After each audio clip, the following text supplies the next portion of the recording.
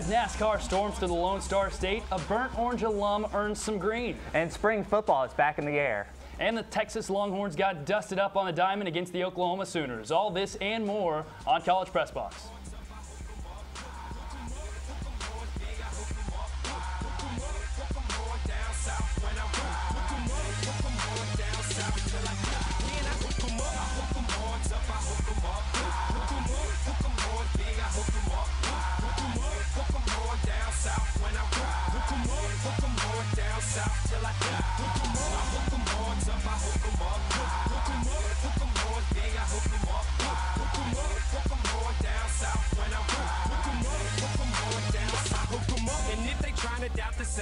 Welcome into College Press Box. I'm Reese Miller. He's Matt Adams. No, not the Cardinals' first baseman, although you kind of resemble him a little bit there, buddy. Matt, how you doing? I'm doing good. I don't feel like I resemble him in any way. I lack zero baseball talent. Well, that's all right. I like that jacket color too. It's a nice, dark gray. I'm more of a light gray guy myself, but it's not quite as nice as the jacket Jordan Spieth earned on Sunday. Former Texas Longhorn golf champion Jordan Spieth became the youngest player to win the Masters tournament at Augusta since 21-year-old Tiger Woods put on his first green jacket in 1997.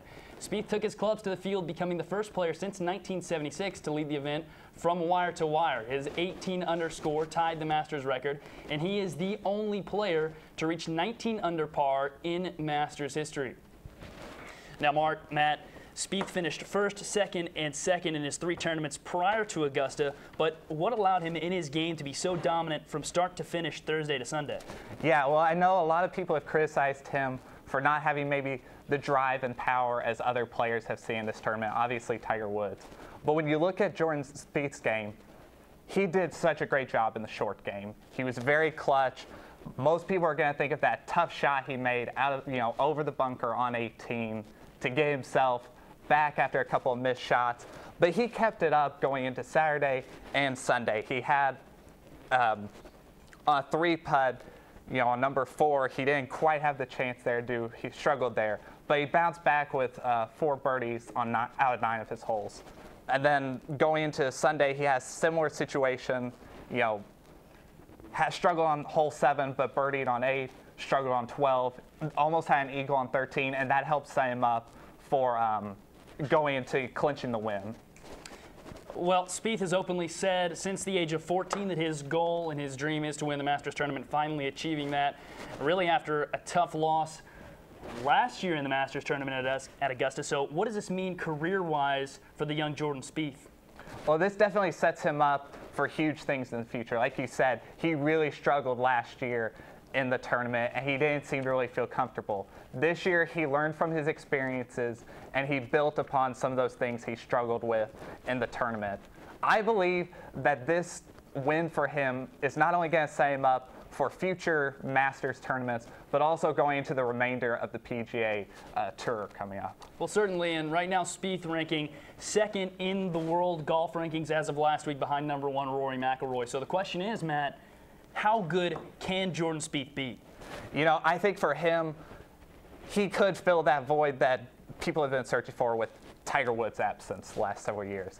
And with him, yes, I understand that he still needs to develop, his accuracy and power and drive, but he can develop that in a lot of his just mechanics, the way he rotates his hips, gets a little more power into it.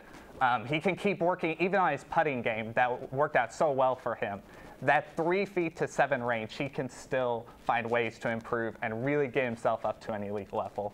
Well, after the victory, Spieth joins Ben Crenshaw as the only other Longhorn to win the tournament and the first Texas alum to win any tournament since Justin Leonard won the U.S. Open in 1997. All right, up next, we hit the diamond for some Red River action. Don't go anywhere.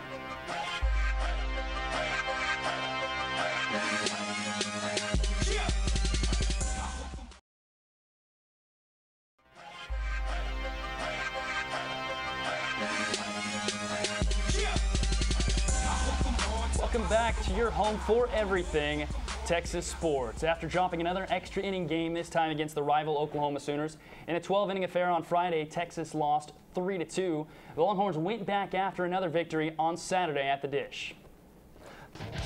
Hookham's ready for the game, even if the rest of his team is not. Casey Clement's hoping to be ready as well. The big righty going to the hill, trying to look like his father before him. He's going to get a ground out right here. CJ Hinojosa over there, along with Joe Baker, playing that left side of the infield. Texas thought they were playing golf like their friend Jordan Spieth here for a little bit as well. Brooks Marlowe down swinging, digging in the dirt. Ben Johnson might need a 3-wood, maybe Jordan Spieth's wedge to dig that one out.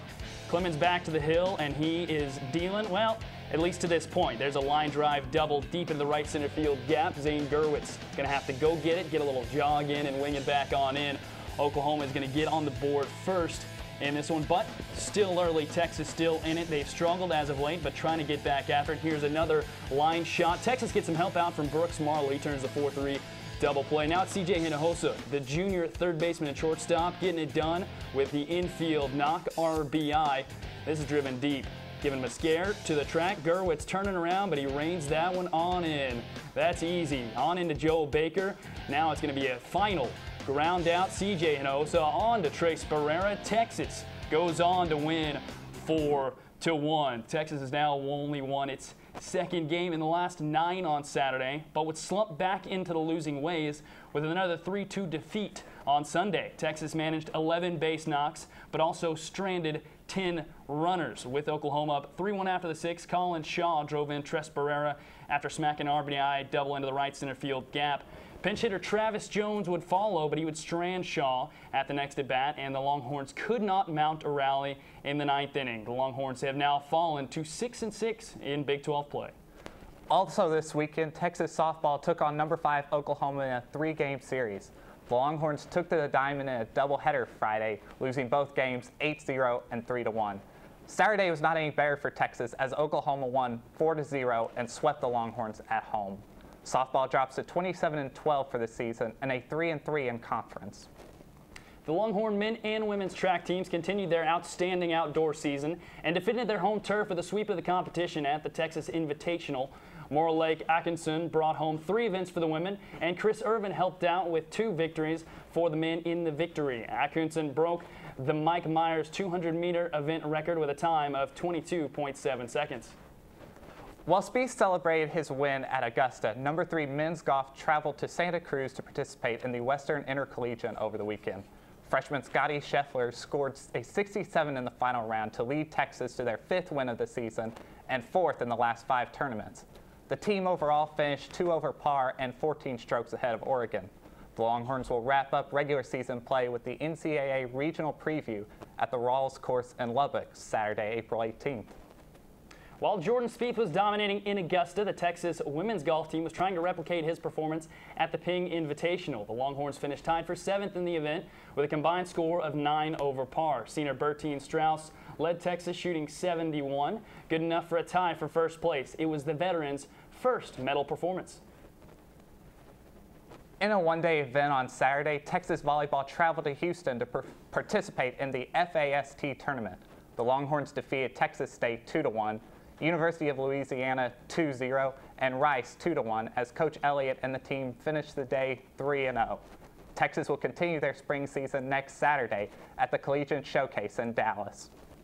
And when we come back, we will give you the scoop on Texas football and spring game coverage.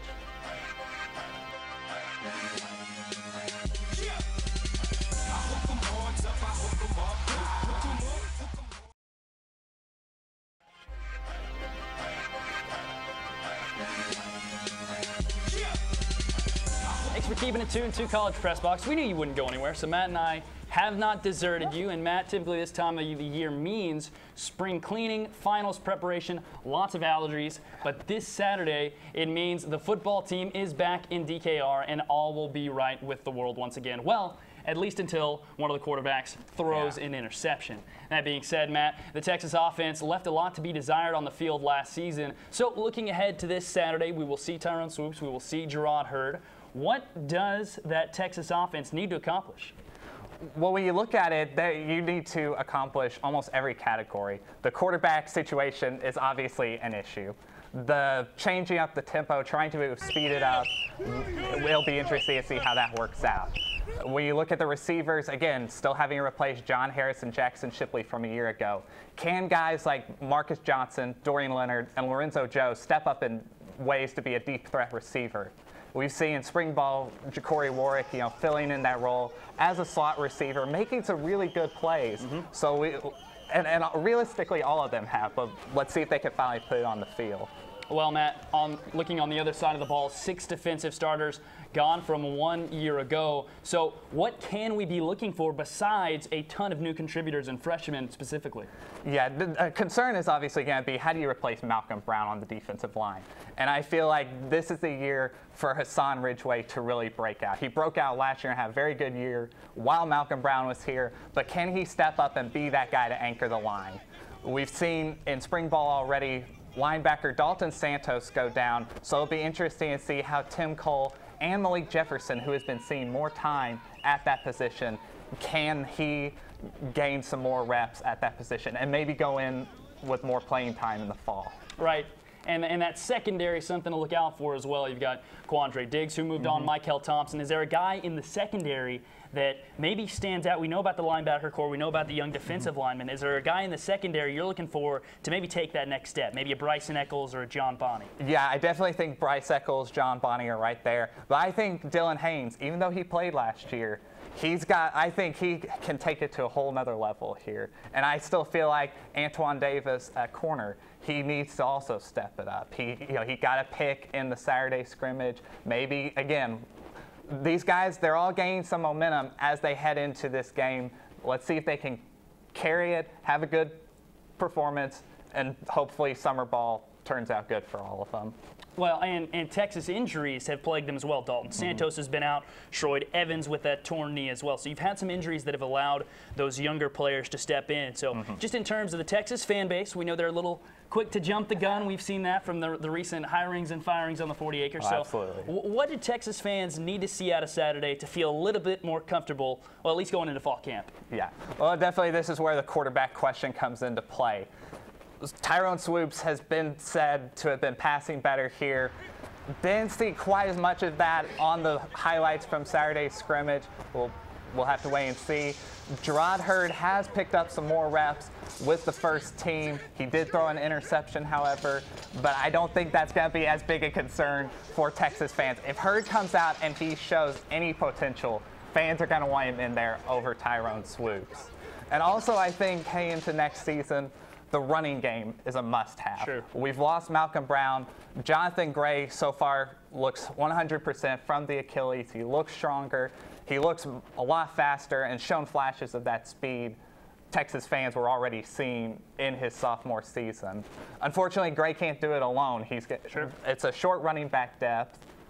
We'll have to wait and see once this freshman group comes in. The three. Foreman, Duke Catalan on campus, but again, younger guys. And Catalan has been hurt a lot recently with his ankle and foot problems, so we'll have to see whether he can get some action or not. But I feel like the offensive line with Coach Wickline has improved greatly this year, or during spring. Taylor Doyle has taken more of a command of that offensive line. He seems to be the leader of this group. And I think young guys like Garrett Thomas and Connor Williams, they will step in and see some time that could be very useful heading into their future here on 40 acres. I mean, you mentioned the running game. I think that's really hand in hand with the offensive line. Oh, absolutely. Without that, and that goes into the quarterback play as well. So yeah, because Coach Strong has openly said, look, even Teddy Bridgewater couldn't play under the offensive line we had. So definitely a big concern. Sure, I think it's a surprise Tristan Nicholson hasn't seen a little bit more time there as well. Usually you mentioned Connor Williams playing that left tackle spot. So I think that's very much one of the key positions to watch out for. So, Matt, I got to ask you this. Who is the #1 player you're looking for to step up? Give me an offensive guy and give me a defensive guy, maybe that's flying a little bit under the radar as of now that you think can have a big impact not only on Saturday, but in the 2015 season. Well, offensively, I feel like it all goes back to receivers. I know Dorian Leonard, he only had mainly that one reception against Oklahoma, but I think he is that guy. He can be that deep threat. He's 6'4", he's bulking up. He's becoming a better route runner, stronger hands. I think he's a guy that you have to keep out for. Defensively, I know it's kind of a gimme, but I'm excited to see Malik Jefferson here. You know, who isn't? Well, exactly, and that's the sad part. He's not a sleeper for us, unfortunately. We're already going in with expectations of him. I feel like when it comes to the defensive line, We talk about Hassan Ridgway, but one guy to fill in that defensive end spot of Cedric Reed is Shiro Davis. Well, for the last couple of years, we've been thinking. And we've been thinking, yeah, but I think this year finally he's beginning to click a little more in the system. He may not be the stud that we thought we were getting when we signed him away from LSU, but I think this year he's finally going to be just that consistent player to work the edge, stop the run, maybe even stop some passes every so often. Sure, and the guy looks like gold, a pot of gold when he has his shoulder pads on and shorts running around. He just hasn't seen it. The production on the field as of yet. I like a guy, you mentioned Dorian Little, I like Ja'Cory Warwick to really step into that role, kind of a Jackson Shipley type of guy. Defensive side, I like John Bonney. I think he's a guy ready to step up. And he's a very big safety. He's been dominant, fluid hips coming in, maybe a better version of what we saw with Michael Thompson from a season ago. Matt, one more question here. In terms of the offensive changes, we heard it a little bit a few years ago with Mac Brown and tempo. We've heard about the offensive changes this fall, trying to go more up-tempo, trying to go a little bit more of a spread to maybe play to these quarterback strengths, a little easier reads. So my question to you is, how much change are we actually going to see, and what kind of impact does that have on the field product in 2015? You know, I think we'll see a change in the fact when we're talking about up-tempo, we're not going to see the kind of offenses that either Baylor or TCU were putting up last year, and particularly TCU just scoring at will. But I think if Tyrone Swoops is the guy, he will be the better passer, and they will put him in better positions to get some quick passes to a Ja'Cory Warwick, or even some of the freshmen that are coming in, these slot guys like a Ryan Newsome, or even with the running backs like Jonathan Gray. Get some quick passes out there, and then see if they can open it up to the deep threat with Marcus Johnson, Dorian Leonard, even trying to open it up with the tight end. I think we'll start to see a little more there. Andrew Beck, Blake Whiteley? Yeah, Andrew Beck, Blake Whiteley. I see more Blake Whiteley right now, just because I feel like Beck is still trying to figure out the system after moving from linebacker out of high school to the tight end position. And both of those guys trying to seal that position before Devin Clarington gets here in the fall. Absolutely. Of course, lots of things to watch. Spring game Saturday, 1 p.m. DKR. Alrighty, don't take too long of a pit stop. Full coverage of NASCAR at Texas when we come back on College Press Box.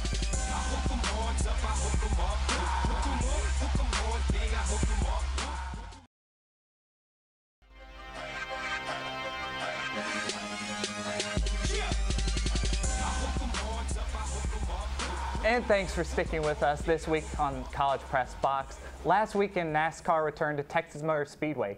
Jimmy Johnson picked up his 5th win at the track for the year and his 2nd win, on the year. Here's Reese Miller and Tierra Newbaum with more on the race. I'm Tierra Newbaum out here at Texas Motor Speedway with Reese Miller. Reese, we just watched the Duck Commander 500. What a performance from these guys, and especially Jimmy Johnson. He got his 5th victory at Texas. Wow. Yeah, Jimmy Johnson, the all-time winningest driver now at Texas Motor Speedway. His first spring victory, first time he got to wear that straw cowboy hat instead of the black one they give out for the November winners. Johnson, really the dominant car on the night. He and Kevin Harvick combining to lead well over 2/3 of the 334-lap, 500-mile event tonight. And what else do you expect from a 6-time champion? Did you see that fight at the end between Junior, Harvick, and Johnson for the lead? I mean, they wanted it so bad. Really, you had the 3 best cars all night charging to the front. You had a situation in which guys had stayed out. The top 4 cars were all teams who had either stayed out with no tires or teams with 2 tires. You had the 3 best cars charging from the front. It was mayhem. Jimmy Johnson ended up passing for the lead after Kevin Harvick slid up after he attempted to pass for the lead on Jamie McMurray in turns 3 and 4. He and Dale Jr. fought it out. Kevin Harvick even hit the wall on the backstretch, just fighting for the lead with Jimmy Johnson. I think it was one of the greatest races that Texas has ever seen, and without a doubt, one of the best races competition has seen in NASCAR so far in 2015. Speaking of the 2015 season, and speaking of Harvick, I mean, he has been dominant. He has finished top 2 in 6 of the 7 races just this far. What are we going to see from him? It's hard to honestly predict anything else besides more laps led, more top 5s, and more wins, because when you're that fast, you put yourself in a position to dominate and to get wins, and that's just what he's done. Right now, it's pretty unbelievable when you think about how a team in this day and age can dominate each and every week at all different kinds of tracks. So it's hard for me to predict anybody else catching them, maybe besides the man who won tonight, the 48. Right, what a great performance put on tonight here at Texas Motor Speedway. Always a good time with the Duck Commander guys. I'm Tiara Newbaum out here with Reese Miller. Good night. Fantastic experience at the Texas Motor Speedway. Of course, the Duck Commander 500. There may not be a better trophy in all of sports than those 6 shooters, the cowboy hat, and yes, the duck call. And there definitely is no greater command to start your engines than the Cy Robertson, hey, start your engines. Well, from the high banks of Texas Motor Speedway, we go to the magic of the Quidditch field, where the Texas Quidditch team rode their broomsticks to their 3rd straight national title. Apparently, the Longhorns have discovered some sort of spell from Hogwarts and carried it over to the 40 acres. Perhaps the young wizards and mugbloods could teach the rest of us muggles and the muggle-filled sports teams how to catch their golden snitch. Now, before we wrap up the show, let's take a look at what Texas athletics are competing this week. Coming up this week, let's give a shout out to men's tennis on Wednesday against Baylor. They will be here at home at 5 p.m. Friday, Texas baseball will be traveling to Lawrence to take on Kansas at 6 p.m. You can see that on ESPN3. Yeah, later on this week, men's tennis keeping it going at TCU. How can you not talk about orange and white football scrimmage? Football is back, baby. And we'll also give a shout out to the track and field cross country. They will be participating at the Michael Johnson Invitational Saturday. And wrapping things up, Sunday, women's tennis taking on Kansas. Baseball taking on those Jayhawks as well. Softball has the Cyclones from McCombs Field. And from the Twitter world, Jordan Spieth woke up, tweeted today, well, I'm glad that wasn't a dream. I'm sure Jordan Spieth is after his monumental win at the Masters this past week. Matt, about time to wrap things up, but NBA playoffs starting this week. Major League Baseball continues, and the Texas Spring Game. So, my good friend, what will you be doing with your time this week? Well, I would definitely be there Saturday at DKR watching that spring game, and I'm getting excited for NBA playoffs here as the San Antonio Spurs finishing off on a great stretch. Hopefully defending the title this year. Is that your pick? You going Spurs? You know, I got to go San Antonio. Rising up to the number 2 side? All right, yeah. You're conflicted with my 7-seeded Mavericks there. But all right, it's getting late, and we got to get out of here before we start kickboxing each other. Make sure to tune in to Texas Student Television Monday nights at 9:30 to College Press Box for all the sporting news on the 40 acres. Hey, we're on the Twitter as well at College Press Box. For the best sports debates in the Southwest, kick it to College Crossfire every Wednesday night at 9. They're on the Twitter as well at College Xfire. And a big thanks to everyone in the studio, Master Control. For Matt Adams, I'm Reese Miller. Good night.